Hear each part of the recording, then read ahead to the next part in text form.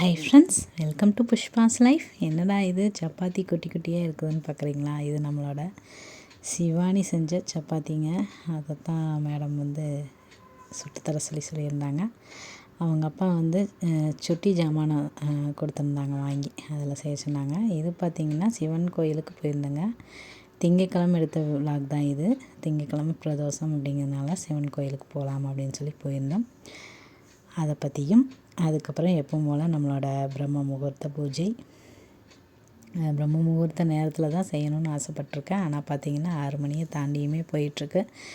இருந்தாலும் தினமுமே செய்யணும் அப்படிங்கிறது தான் என்னோடய ஆசை. நேற்று கூட ஒரு சிஸ்டர் கமெண்ட் பண்ணியிருந்தாங்க, நீங்கள் எத்தனை மணிக்கு பிரம்ம முகூர்த்த தீபம் ஏற்றுவீங்க, எத்தனை நாட்கள் ஏற்றுவீங்க அப்படின்னு சொல்லி கேட்டிருந்தாங்க. அவங்களுக்கு உண்டான ஒரு பதிலுமே இந்த வீடியோவில் ஷேர் பண்ணியிருக்கிறேங்க. அது கூடவே நான் சிவன் கோயிலுக்கு போயிருந்த போது எனக்கு சில விஷயங்கள் கதைகள் மாதிரி சிவபெருமானை பற்றி சொல்லிகிட்டு இருந்தாங்க. அதில் நிறைய விஷயங்கள் எனக்கு பிடிச்சிருந்தது. அதையுமே உங்கள் கூட ஷேர் பண்ணிக்க போகிறேன். அந்த மாதிரி சின்ன சின்ன விஷயங்களை தான் உங்கள் கூட ஷேர் பண்ணிக்க போகிறேன். கண்டிப்பாக இந்த பூ பார்த்திங்க அப்படின்னா நம்ம உலக அமைதிக்காகவும், போர் நடந்துகிட்ருக்கு இல்லைங்களா, அவங்களுக்கு அந்த நாட்டுகளில் இருக்கிற மக்களுக்காகவும் போர் முடிவுக்கு வரணும் அப்படிங்கிறதுக்காகவும் பூ போட்டுக்கிறேன். இங்கே பாருங்கள், அந்த ஜாமானத்தை விடுறதே இல்லை மேடம், அதை வச்சே தான் விளையாண்டுட்டு இருந்தாங்க. சின்ன சின்ன உங்களுக்கு யூஸ்ஃபுல்லான ஒரு தன்னம்பிக்கை தரக்கூடிய சில விஷயங்களை பற்றியுமே இன்றைக்கி நான் கூட ஷேர் பண்ணிக்க போகிறேங்க. கண்டிப்பாக இந்த பதிவு உங்களுக்கு பார்த்திங்கன்னா ஒரு பாசிட்டிவ் வைப்ஸையும் ஒரு மகிழ்ச்சியையும் கொடுக்கும்.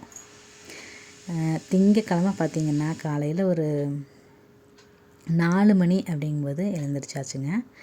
எழுந்தோனையும் பார்த்திங்க அப்படின்னா நேற்று சண்டே அப்படிங்கிறதுனால மட்டன் குழம்பு வச்சுருந்தேன் இல்லைங்களா, நான் தான் வச்சுருந்தேன் இல்லைங்களா. அதனால் பார்த்திங்கன்னா எழுந்தோனையுமே சரி மாப் போட்டு விட்டுடலாம் அப்படின்ட்டு எழுந்தோனையுமே முதல் வேலையாக ஃப்ரெஷ்ஷப் ஆகிறது தான், குளிக்கிறது தான் வேலையாக இருக்கும். ஆனால் இன்றைக்கி பார்த்திங்கன்னா எனக்கு அப்படியே செய்கிறதுக்கு விருப்பம் இல்லை. அதனால் நான் உள்ளேருந்து வெளியே வரைக்கும் பார்த்திங்கன்னா ஃபுல்லாகவே க்ளீன் பண்ணிட்டேன். அதுவும் இல்லாமல் உள்ளுக்குள்ளே கட்டலில் பார்த்திங்கன்னா ஏகப்பட்ட திங்ஸ் வச்சுருந்தேங்க. அது பார்க்குறதுக்கு கஜா முஜான்னு அப்படி இருந்தது. அதனால் நேரமே 4 மணிலேருந்து பார்த்திங்க அப்படின்னா ஒரு 5 மணி வரைக்குமே இந்த வேலை கரெக்டாக இருந்தது. அந்த கட்டலில் இருக்கிறதையும் சரி, அந்த வீட்டுக்குள்ளே கொஞ்சம் தூசியும் இருந்தது. எல்லாம் ஒட்டடையெல்லாம் அடித்து விட்டுட்டு முன்னாடி சிவன் இருக்கிற இடத்துல எல்லா பக்கமே ஒற்றையெல்லாம் அடித்து விட்டுட்டு ஃபுல்லாக நல்லா டீப் க்ளீனிங் பண்ணிட்டேங்க. ஆனால் அது வீடியோ எடுக்கணும்னு எனக்கு தோணலை. ரொம்ப நாளாக அது ஒரு மாதிரியாக இருந்தது கட்டில் மேலே. அதை க்ளீன் பண்ணணும் அப்படிங்கிற ஒரு எண்ணம் மட்டும்தான் இருந்தது. எனக்கு வீடியோ எடுக்கணுன்னே தோணலை. முதல்ல இருந்ததுக்கும் இப்போ இருந்ததுக்கும் எப்படி இருக்குதுங்கிற மாதிரி உங்களுக்கு காட்டியிருந்தேன் அப்படின்னா கண்டிப்பாக உங்களுக்குமே யூஸ்ஃபுல்லாக இருந்திருக்கும்.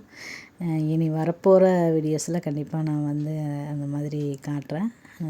அப்புறம் பார்த்திங்கன்னா ஃபுல்லாகவே மாப் போட்டு விட்டாச்சுங்க. உள்ளுக்குள்ளே இருக்கிற பொருளையெல்லாம் இன்றைக்கி தான் எனக்கு மனசுக்கே பார்த்திங்கன்னா ஒரு உண்மையாலுமே நாம் தேவையில்லாத பொருள்களையெல்லாம் எடுத்துகிட்டு அந்த டீக்ளட்டரிங் அப்படின்னு சொல்லுவாங்க இல்லைங்களா, அந்த மாதிரி நம்ம யூஸ் பண்ண முடியாத பொருள்கள்லாம் வீட்டில் இருந்தது அப்படின்னாவே அதுவே நம்மளுக்கு ஒரு நெகட்டிவ் வைப்ஸை கொடுக்குது அப்படின்னே சொல்லலாங்க. அதையெல்லாம் பெட்டு பார்த்திங்கன்னா அந்த கட்டில் மேலே போட்டிருந்தோம். அது பாப்பா குழந்தையாக இருக்கும்போது இந்த சிங்கிள் பெட்டுன்னு சொல்லுவாங்க இல்லைங்களா, ரொம்பவுமே சின்னதாக தான் இருக்கும். நார்மலாக நம்ம உயரமாக இருக்கிற அந்த பெட்டு மாதிரி இருக்காது. அது பாய் கூட போடுற மாதிரி ஒரு சின்னதாக தான் இருக்கும். அது பாப்பா குழந்தையாக இருக்கும்போது யூஸ் பண்ணதுனால அது பார்த்திங்கன்னா பாய் மாதிரியே ஆயிடுச்சு, பெட்டு மாதிரியே இல்லை. சரி, அதை ஏன் கீழே போடணுன்னு இந்த பக்கம் கட்டலில் போட்டு விட்டுருந்தோம். அது பார்த்திங்கன்னா அந்த பெட்டு கட்டலில் யாரும் தூங்குறதும் கிடையாது, உட்காரதுக்கு கூட இடமில்லாத மாதிரி அதில் நிறைய பொருள்களை போட்டு அரைச்சி வச்சுருந்தோம். அதை பார்க்கும்போதெல்லாம் இப்படி நம்ம அந்த பூஜை ரூம்குள்ளே இப்படி இருக்கேன்னு தோணும். ஆனால் பார்த்திங்கன்னா அந்த பீஸெல்லாம் இருந்ததுனால ஞாயிற்றுக்கிழமை கொஞ்சம் ரெஸ்ட் விட்டாங்க, பீஸ் எதுவும் வரல. அதனால் கொஞ்சம் ரெஸ்ட் எடுத்த மாதிரி இருந்தது. காலையில் எழுந்தோடனே இன்றைக்கி செஞ்சிடணும் அப்படின்னு சொல்லிட்டு முதல் வேலையாக அந்த கட்டில் மேலே இருந்ததெல்லாம் எடுத்துட்டேங்க. எடுத்துகிட்டு நம்மளோட பூஜை ரூம் இன்றைக்கி ரொம்ப அழகாக இருந்தது. ரொம்ப நாளாக அந்த உள்ளுக்குள்ளே இருந்த பொருள்களையே எடுக்காமையே இருந்தது.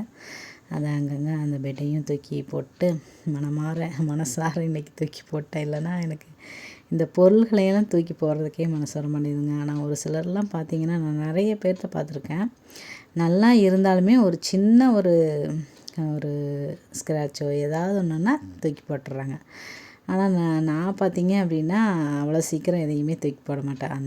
அதனாலேயே பார்த்தீங்கன்னா வீடு ஃபுல்லாக அதுவே ஒரு நெகட்டிவ் வைப்ஸ் கொடுக்கும் அப்படின்னு கூட சொல்லலாம். அந்த மாதிரி தான் இருந்தது. இனிமேல் பார்த்திங்கன்னா ஓரளவுக்கு அப்பப்போ க்ளீன் பண்ணிடணும் அப்படிங்கிற ஒரு மைண்ட் செட் வந்திருக்கு. ஏன்னா அதை அப்பப்போ அதை போட்டுட்டோம் அப்படின்னா அந்த மாதிரி அதை பார்க்கும்போது நம்மளால் யூஸ் பண்ண முடியலையே அப்படிங்கிற மாதிரியான அந்த ஃபீலிங்ஸ் எல்லாம் வராது அப்படின்னு நான் நினைக்கிறேன். நிஜமாலுமே இன்றைக்கி எனக்கு அவ்வளோ ஒரு ஹாப்பினஸ்ஸாக இருந்தது. சரின்ட்டு சரி ஃபுல்லாகவே எல்லாம் வெளியிலேருந்து உள்ளுக்குள்ளேயெல்லாம் வாசல்லாம் கூட்டி விட்டுட்டு தெளித்து விட்டுட்டு அதுக்கப்புறம் ஃப்ரெஷ்ஷப் ஆகிக்கலாம் அப்படின்னு சொல்லிட்டு தாங்க செஞ்சிட்ருந்தேன். அதுக்கப்புறம் பார்த்திங்கன்னா எனக்கு ஒரு சில விஷயங்களை உங்கள் கூட ஷேர் பண்ணிக்கணும் அப்படின்னு தோணுச்சுங்க. அதை தான் ஷேர் பண்ணிக்க போகிறேன். இப்போ நம்ம ஒரு சில விஷயங்களில் நம்மளுக்கு பயம் வரும் இல்லைங்களா? இதுவுமே நான் பதிவில் பார்த்துருந்தேன். அதை உங்கள்கிட்ட ஷேர் பண்ணிக்கணும் அப்படின்னு நான் நினைக்கிறேன். ஏன்னா எனக்குமே இந்த மாதிரி விஷயங்கள்லாம் தோணியிருக்கு. அதனால் சரி உங்கள் கூட ஷேர் பண்ணிக்கணும் அப்படின்னு தோணுச்சு. இப்போது நம்ம ஒரு சிலரை ரொம்ப நெருக்கமாக அவங்க கூட பழகியிருப்போம். ஏதோ ஒரு கட்டத்தில் அவங்கள நம்மளுக்கு பிடிக்காம போகலாம். இல்லைன்னா நம்மளுக்கும் அவங்களுக்கும் ஏதோ ஒரு விஷயத்தில் ஒரு கருத்து வேறுபாடு வரலாம். அந்த மாதிரியெல்லாம் இருக்கும்போது நம்ம அவங்கள விட்டு விலகிறதுக்கு நம்மளுக்கே ரொம்ப க்ளோஸாக பழகுறதுனால விலகிறதுக்கு ஒரு பயமாக இருக்கும். அவங்கள பார்க்கும்போதெல்லாம் ஒரு பயம் வரும். அந்த மாதிரியான ஒரு உணர்வு எனக்குமே இருந்துகிட்டு இருந்தது. ஏன்னா நான் எல்லாத்துக்கிட்டேயுமே பார்த்தீங்க அப்படின்னா அவ்வளோ ஒரு டீப்பாக பழகிடுவேன். ஆழம் தெரியாமல் காலை விடாதே அப்படின்னு இந்த பழமொழிக்கு தகுந்த மாதிரி ஆழத்தை தெரிஞ்சுக்காமையே பழகிடுவேன்னு வைங்களேன். அப்படி பழகினதுக்கப்புறம் ஏதோ ஒரு நம்மளுக்கு ஒத்து வராதுன்னு நம்மளோட கட் ஃபீலிங் அப்படின்னு சொல்லுவாங்க இல்லைங்களா? அது என் மனசாட்சிக்கு ஒத்து வராத மாதிரியே ஒரு ஃபீலிங்காக இருக்கும். அப்புறம் பார்த்திங்கன்னா அவங்கள விட்டு விலகுறதுமே எனக்கு கஷ்டமாக இருக்கும். அவங்கள பார்க்கும்போதுமே ஒரு பயமாக இருக்கும் அப்படின்னு கூட சொல்லலாம். அப்படி இருக்கும்போது பார்த்திங்கன்னா கரெக்டாக அந்த வீடியோவை நான் பார்த்துருந்தேன். அவங்க என்ன சொல்லியிருந்தாங்க அப்படின்னா ஸ்ட்ரென்த் இன் இண்டியான்னு நினைக்கிற ஒரு டாக்டர் தான் அவங்க பேசுவாங்க. அவங்க சொல்லியிருந்தாங்க, மனிதர்களை பார்த்து என்றைக்குமே நம்ம பயப்படக்கூடாது. அது ஒரு விஷயத்த நல்லா ஞாபகத்தில் வச்சுக்கோங்க. நம்ம பயப்படுற ஒரே ஒரு விஷயம் அப்படிங்கிறது நம்மளோட மனசாட்சிக்கு மட்டும்தான் இருக்கணுமே தவிர மனிதர்களை பற்றியோ இல்லை எதை பற்றியோ நம்ம பயப்படவே கூடாதுன்னு ஒரு அழுத்தம் திருத்தமாக சொல்லியிருந்தாங்க. எனக்கு அந்த விஷயம் ரொம்பவுமே பிடிச்சிருந்ததுங்க. உண்மையிலேயே நம்ம மனசுக்கு எது சரின்னு படுதோ அதை தான் செய்யணும் இல்லைங்களா? சினிமா டைலாக்ல வர மாதிரி என் மனசில் எது சரின்னு படுதோ அதை டப்புன்னு செஞ்சிருவேன்னு சொல்லி நம்ம ரஜினி சார் சொல்கிற மாதிரி என் மனசுக்கு சரின்னு பட்டுச்சுன்னா அது நான் யார் சொன்னாலும் கேட்க மாட்டேன். என் மனசுக்கு சரியில்லை அப்படின்னு தோணுச்சுன்னா அதையுமே பார்த்திங்கன்னா என்ன பிரச்சனைகள் வந்தாலும் சரியில்லை அப்படின்னு தோணுச்சுன்னா அதை நான் செய்யவும் மாட்டேன். அந்த மாதிரி முடிஞ்சளவு இப்போ மனசை ஒரு தூய்மையாக வச்சுக்கணும். யாரையுமே திட்டக்கூடாது. யாருக்கு எந்த ஒரு கெடுதலும் செஞ்சுருக்கக்கூடாது அப்படிங்கிறதுல ஒரு கான்சன்ட்ரேஷனோடு இருக்கிறதுனால பார்த்தீங்க அப்படின்னா இந்த மாதிரி விஷயங்கள் எல்லாமே கொஞ்சம் நான் கவனிச்சுக்கிற மாதிரி இருக்குது. அந்த மாதிரி நீங்களுமே ரொம்ப ஒருத்தரை நம்பியிருக்கலாம், ஒரு ஏமாந்துருக்கலாம், இல்லைனா துரோகம் பண்ணியிருக்கலாம். இந்த மாதிரி ஏதாவது ஒரு விஷயங்களை பார்த்து அது நம்ம ரொம்ப நெருங்கிய உறவுகளாக கூட இருக்கலாம். அந்த மாதிரியெல்லாம் இருக்கும்போது அவங்களையெல்லாம் பார்த்து பயப்படணும் அப்படிங்கிற அவசியம் இல்லை. நம்ம மனசாட்சிக்கு எது சரின்னு படுதோ அதுபடி நம்ம போயிட்டு இருக்கிறது அப்படிங்கிறதே நம்மளுக்கு ரொம்ப ஒரு முக்கியமான விஷயம் அப்படின்னு கூட சொல்லலாம். நான் பார்த்திங்கன்னா ஃப்ரெஷ்ஷப் ஆகிட்டு தீபமெல்லாம் ஏற்ற ஆரம்பிச்சிட்டேங்க. உண்மையிலேயே அந்த டீக்ளட்டரிங் பண்ணதுக்கப்புறம் மைண்டும் சரி ஒரு வீடும் சரி அவ்வளோ ஒரு பாசிட்டிவ் வைப்ஸோடு இருக்கிற மாதிரியான ஒரு ஃபீலிங் இருந்தது. சிவனோட அன்னைக்கு இந்த முகத்தை பார்க்கும்போது ஏதோ ஒரு விதமான ஒரு நல்ல உணர்வு தோணுச்சு. ஒரு விஷயம் நம்ம செய்யணும், அதாவது நாம் இப்போது சிவனை வேண்டுறோம் அப்படின்னாலும் சரி, சிவன் கோயிலுக்கு போகிறோம், அந்த மாதிரி எந்த ஒரு கோயிலுக்கு போகணும் அப்படின்னாலும் அந்த கடவுள் நம்மளை கூப்பிடணும், அப்போனா தான் நாம் போக முடியும் அப்படிங்கிற மாதிரிலாம் சொல்கிறத நீங்கள் கேள்விப்பட்டிருப்பீங்க. அந்த மாதிரியான ஒரு உணர்வு இன்றைக்கி எனக்கு கிடச்சிது. இங்கே பாருங்கள், அவங்க அப்பா போய் இந்த சமையல் ஜாமானம் விளையாடுற மாதிரி வாங்கி கொடுத்துட்டாங்க. அது வாங்கி கொடுத்ததுலேருந்து மேடம் அதை வச்சுட்டு அங்கங்கே கொண்டு வந்து வச்சு நேற்று பார்த்திங்கன்னா ஞாயிற்றுக்கிழமை நைட்டு தான் வாங்கி கொடுத்துருந்தாங்க. நைட்டு பெட்லையெல்லாம் போட்டு ரொம்ப நேரம் விளையாடிட்டு அவங்களே எடுத்தும் வச்சுட்டாங்க. அந்த கவர்க்குள்ளையெல்லாம் போட்டு வச்சுட்டாங்க. அதுக்கப்புறம் இது பார்த்திங்கன்னா நம்மளோட உலகத்தில் இருக்கிற அந்த போர் நடக்கிற அந்த நாட்டுக்குள்ளே ஒரு அமைதி கிடைக்கணும் அப்படிங்கிற ஒரு விஷயத்தையுமே இன்றைக்கி நான் நினச்சிக்கிட்டேன். எப்பவும் போலயே ஒவ்வொரு உயிருக்குமே பாருங்கள், பக்கத்தாலேயே தான் உட்காந்து இன்னுமே பக்கத்தால் தான் உட்காந்துட்டு இருந்தாங்க. கொஞ்சம் தள்ளி உட்காருமான்னு நகர்த்தி அவங்கள தள்ளி உட்கார வச்சுட்டு அதுக்கப்புறம் நான் பூஜை பண்ண ஆரம்பிச்சிட்டேன். இந்த வேலையெல்லாம் முடிக்கிறதுக்குள்ளேயும் இவங்கெல்லாம் எந்திரிச்சிட்டாங்க. இருந்தாலும் வெற்றிகரமாக ஒரு வழியாக வேலையெல்லாம் முடிஞ்சுது. நம்ம பூஜையும் சூப்பராக அமைஞ்சிருந்தது. அதுக்கப்புறம் பார்த்திங்கன்னா இந்த மாதிரி ஏதோ ஒரு ஜாமானம் இந்த மாதிரியெல்லாம் வாங்கி கொடுத்துட்டோம்னா மேடம் விளையாண்டுக்குவாங்க போல இருக்குது. அதுவும் இந்த கிச்சன் செட்டு ரொம்ப பிடிச்சிருக்கு போல இருக்குது. அதை வச்சு விளையாண்டுட்டு கிடந்தாங்க. அந்த டீ குடிக்கிற கப்புன்னு சொல்லிட்டு இப்போ பார்த்திங்கன்னா எதை பார்த்தாலும் எடுத்து வாயில் வச்சுக்கிறாங்க. டீ போடுறேன்னு சொல்லிட்டு அந்த கப்பில் கொண்டாந்து அம்மா டீ குடிமா சொல்லி கொடுத்துட்டே இருக்கிறாங்க. அதை மட்டும் கொஞ்சம் கரெக்ட் பண்ணணும். எதை பார்த்தாலும் வாயில் வச்சுக்கிறாங்க. நான் சின்ன வயசுலலாம் இருக்கும்போது பார்த்திங்கன்னா அந்த சில்லற காசு இருக்கும், சின்ன அந்த காயின்லாம் இருக்கும் இல்லைங்களா, அதை அந்த பல்லுக்கு நடுவில் வச்சு இது பண்ணிகிட்டே இருப்பேன். அதுலேயே என்னோடய பல் கொஞ்சம் கேப் ஆயிடுச்சு. அந்த மாதிரியெல்லாம் பண்ணுவேன். அதெல்லாம் தெரியாமல் நான் பண்ணுற விஷயங்கள். அந்த மாதிரி சின்ன சின்ன விஷயங்கள் இவங்களையுமே பார்த்து கவனிக்க வேண்டிய ஒரு நிர்பந்தமும் நம்மளுக்கு இருக்குது அப்படின்னு கூட சொல்லலாம்.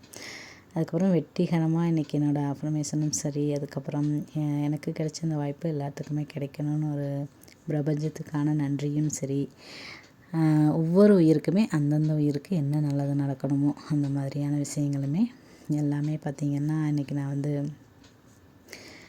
நம்மளோட வேண்டுதலை வச்சாச்சுங்க.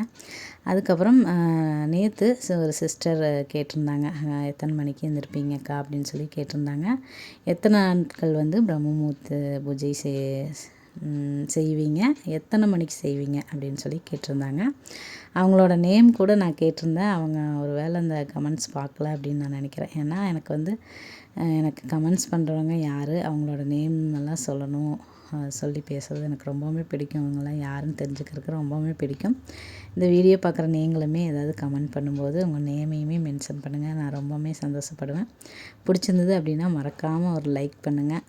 கமெண்ட்ஸுமே உங்களுக்கு நான் சொல்கிற விஷயங்கள் உங்களுக்கு பிடிச்ச விஷயங்களையும் கமெண்ட் பண்ணுங்கள். எனக்கு தெரியாத விஷயங்களும் கூட இருக்கலாம், அதையுமே ஷேர் பண்ணுங்கள். கண்டிப்பாக நானுமே தெரிஞ்சுக்குவேன். அதுக்கப்புறம் பார்த்திங்கன்னா இன்றைக்கி காளான் வந்திருந்ததுங்க. இப்போல்லாம் 20 ரூபாயின்னு சொல்லிட்டு காளான் விற்கிறாங்க. அந்த மொட்டு காளான் தான் சொல்லுவாங்க இல்லைங்களா, அதுதான். அதில் சரி என்ன பண்ணுறதுன்ட்டு நான் ஏற்கனவே போன வாரத்தில் எல்லாம் வாங்கியிருந்தாங்க. 20 ரூபாய்க்கு வந்ததுன்னு சொன்னதுனால என்ன கூப்பிட்ருக்கலாமில்லன்னு எல்லாத்துக்கிட்டையும் சொல்லிகிட்டு இருந்தேன். எங்கள் அத்தைக்கிட்டையெல்லாம் அவங்க இன்றைக்கி காலையிலேயே கூப்பிட்டாங்க. நம்மக்கிட்ட ஃப்ரிட்ஜும் இல்லை, அதனால் உடனடியாக செய்ய வேண்டியதாகிடுச்சு. அதனால் நான் காளான் கிரேவியாக செஞ்சிடலாம் அப்படின்னு சொல்லிட்டு தாங்க ரெடி பண்ணிகிட்டு இருந்தேன். காளான் கிரேவி, ரசம், அதுக்கப்புறம் சாப்பாடு இதுதான் செஞ்சுருந்தேன்.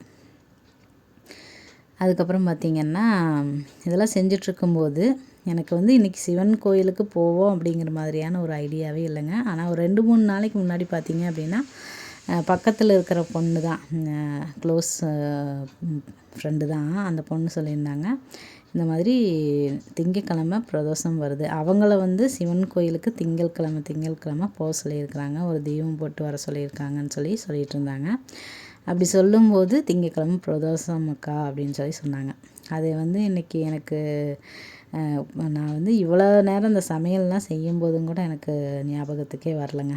எல்லாம் சமையல் வேலையெல்லாம் முடிச்சுட்டு அதுக்கப்புறம் பாப்பாவையெல்லாம் கிளப்பி விட்டுட்டு அவளுக்கும் சாப்பாடெல்லாம் ஊட்டி விட்டுட்டு அதுக்கப்புறம் நானுமே சாப்பிடல. இவங்க அப்பா கொஞ்சம் ஃப்ரீயாக இருந்ததுனால கூட்டிகிட்டு போகிறேன் அப்படின்னு சொல்லிட்டு இருந்தாங்க. திடீர்னு எனக்கு ஒரு ஐடியா தோணுச்சு, சரி நம்ம ஒரு நெய் தீபம் வாங்கிட்டு போய் சிவன் கோயிலில் ஏற்றிடலாம், இவங்க அப்பா கூடயே போயிடலாம் அப்படின்னு சொல்லிட்டு, இருங்க நானும் வர்றேன் அப்படின்னு சொல்லிட்டு கிளம்பியிருந்தேங்க. நம்மளோட மல்லிகைப்பூவுமே பார்த்திங்கன்னா இன்றைக்கி சிவனுக்குமே கொஞ்சம் கொண்டு போய் கொடுக்குற மாதிரியான ஒரு வாய்ப்பு கிடைச்சது. எனக்கு பார்த்திங்கன்னா அவ்வளோ ஒரு சந்தோஷம். நம்ம கோயிலேருந்து ஒன்று வாங்கிட்டு வர்றதை விட சின்ன ஒரு விஷயத்தை கொடுத்தாலுமே அது அவ்வளோ ஒரு ஹாப்பினஸ்ஸை கொடுக்குது.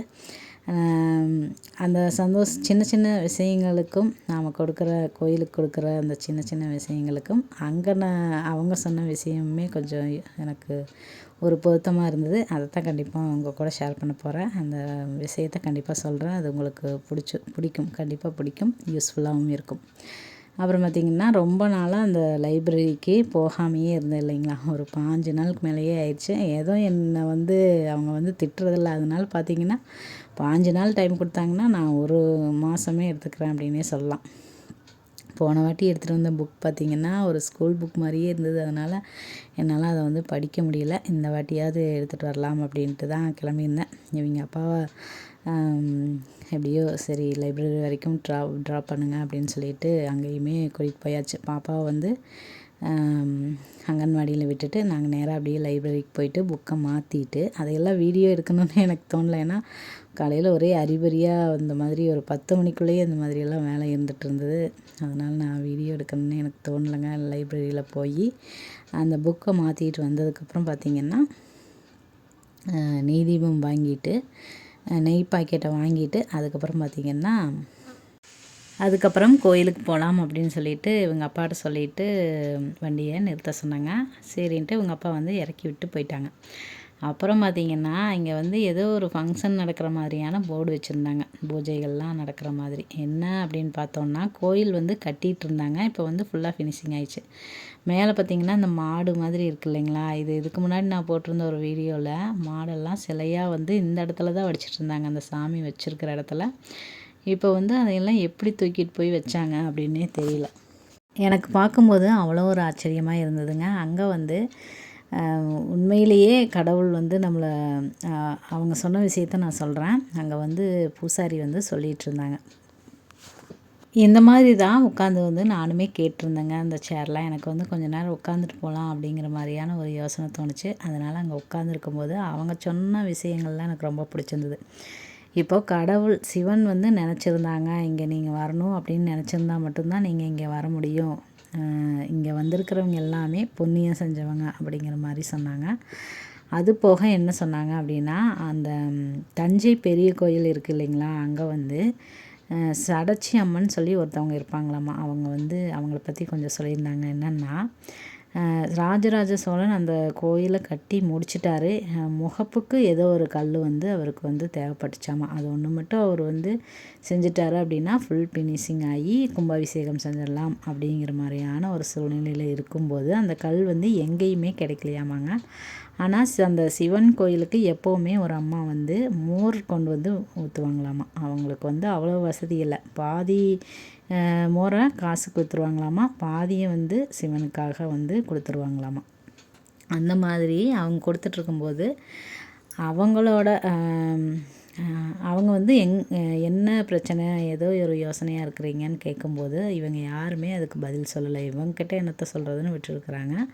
அதுக்கப்புறம் அவங்களே தொடர்ந்து கேட்டு என்னன்னு தெரிஞ்சுக்கும் போது இந்த மாதிரி அப்படின்னு சொல்லியிருக்கிறாங்க. ஒரு கல் வந்து தேவைப்படுது முகப்பு கல்லும்போது, எங்கள் வீட்டில் ஒரு கொல்லைப்புறத்தில் ஒரு கல் இருக்குது, வந்து பாருங்கன்னு சொல்கிறாங்க.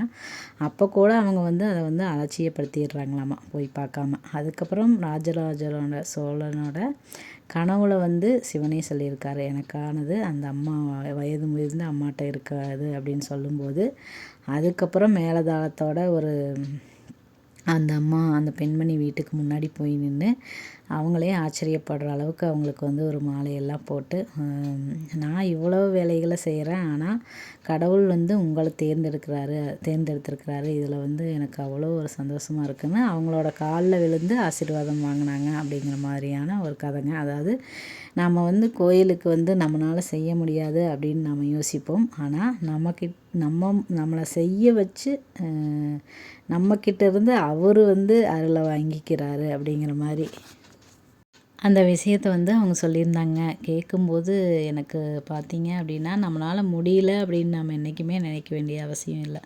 நம்மக்கிட்ட இருக்கிறத எப்படி சொல்கிறது, உண்மையான அன்போடையும் பக்தியோடையும் கொடுத்தோம் அப்படின்னா அதுதான் கடவுளை வந்து ஏற்றுக்குவார், அதை தான் விரும்பவும் செய்கிறாரு அப்படிங்கிற மாதிரியான ரொம்ப ஒரு நல்ல விஷயத்தை வந்து புரிஞ்சுக்கிறதுக்கு உண்டான ஒரு வாய்ப்பு கிடைச்சதுங்க. எனக்கு ரொம்பவுமே பிடிச்சிருந்தது.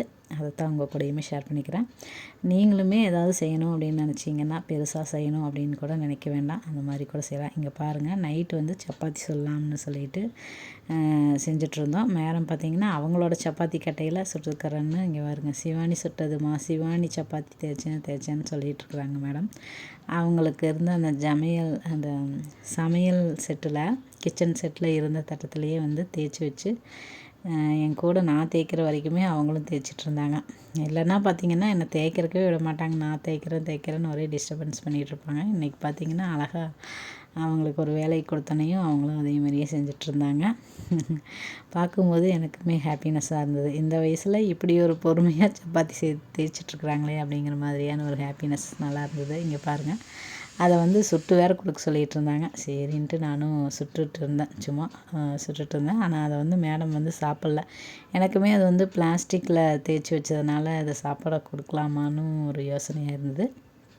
அதனால் சும்மா போட்டு தர சொன்னாங்க. ஆனால் அதை சாப்பிட்ல. நான் வந்து ஊட்டி விட்டேங்க. அந்த மாதிரி தான் இன்றைக்கி போயிட்டுருந்தது. இன்றைக்கி பார்த்திங்கன்னா எதிர்பாராத நிகழ்வு அப்படிங்கிறது ரொம்பவுமே எனக்கு ரொம்ப பிடிச்சிருந்தது. கடவுள் வந்து இப்போது சிவனை நான் எப்படி சிவபெருமானை கும்பிட ஆரம்பித்தேன் அப்படிங்கிறது வந்து எனக்கு தெரியல. இந்த காளான் கிரேவியை சப்பாத்திக்கு வச்சுக்கலான்னு சொல்லி என் பையன் சொல்லியிருந்தான். காளான் கிரேவி இருக்குங்காட்டிக்கு அதுக்கு சப்பாத்தி சொல்லலாமான்னு என் பையன்தாங்க வந்து ஒரு ஐடியா கொடுத்தாரு.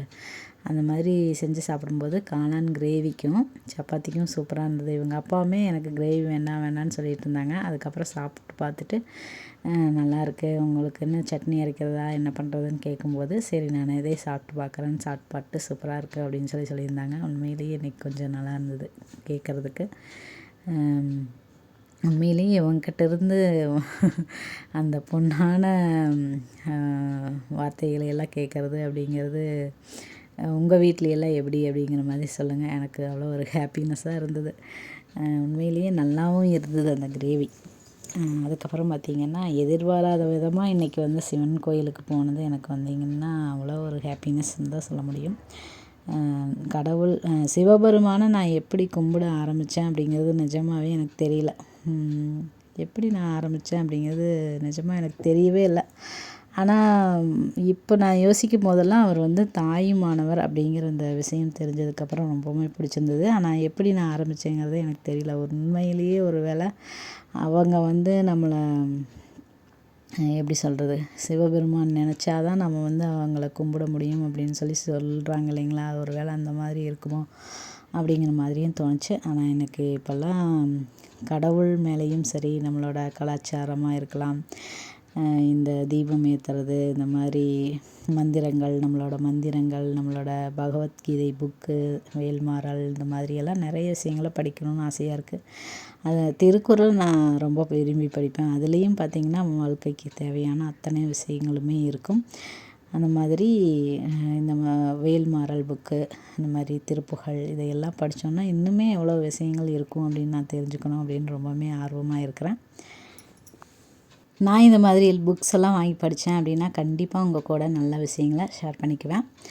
நீங்களுமே இந்த மாதிரி சின்ன சின்ன நல்ல விஷயங்களாக இருக்கலாம், ஏதாவது ஒரு கருத்துக்களாக இருக்கலாம், அந்த மாதிரி ஏதாவது ஷேர் பண்ணிக்கணும் அப்படின்னு சொல்லி நினச்சிங்கன்னா எனக்குமே ஷேர் பண்ணுங்கள். ஏன்னா இந்த மாதிரி சின்ன சின்ன விஷயங்கள், நல்ல விஷயங்களையெல்லாம் தெரிஞ்சுக்கிறது அப்படிங்கிறது எனக்கு ரொம்பவுமே பிடிக்கும். ஓகே ஃப்ரெண்ட்ஸ், இந்த பதிவு கண்டிப்பாக உங்களுக்கு யூஸ்ஃபுல்லாகவும் ஒரு மோட்டிவேஷனையும் கொடுத்துருக்கோம் அப்படின்னும் நான் நம்புகிறேன். மகிழ்ச்சியையும் கொடுத்துருக்கோன்னு நம்புகிறேன். மீண்டும் ஒரு நல்ல பயனுள்ள பதிவுடன் உங்களை சந்திக்கிறேன். அதுவரை உங்களிடமிருந்து விடைபெறுவது நான் உங்களுடைய அன்புள்ள தோழி புஷ்பா. இந்த வாழ்க்கை நமக்கும் நம்மளை சுற்றி இருக்கிறவங்களுக்கும் மகிழ்ச்சியவே தரட்டுங்க. தேங்க்ஸ் ஃபார் வாட்சிங் ஃப்ரெண்ட்ஸ். தேங்க்யூ.